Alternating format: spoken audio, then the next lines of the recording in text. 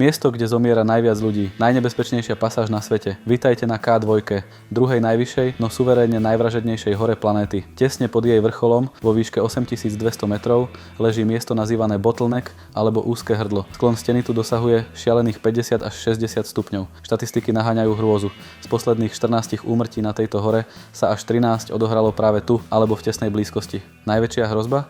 Priamo nad hlavami lescov visia obrovské ľadové bloky, veľké ako budovy, ktoré sa môžu kedykoľvek bez varovania odtrhnúť a spustiť lavínu. Horolezci musia prejsť 100 metrov v zóne smrti, úplne bezbranní a vystavení tomuto padajúcemu ľadu. Kvôli brutálnemu nedostatku kyslíka sa navyše pohybujú slimačím tempom, čo predĺžuje čas strávený v tomto pekle. Prečo tadiaľto teda vôbec niekto lezie? Napriek obrovskému riziku je Bottleneck technicky najrýchlejšia a najpriamejšia cesta na vrchol. Horolezci vedia, že každá minúta nad 8000 metrov im odčerpáva život a tak radšej zariskujú prechod pod ľadovým projektilom, než by si vybrali dlhšiu trasu. Je to čistá ruská ruleta.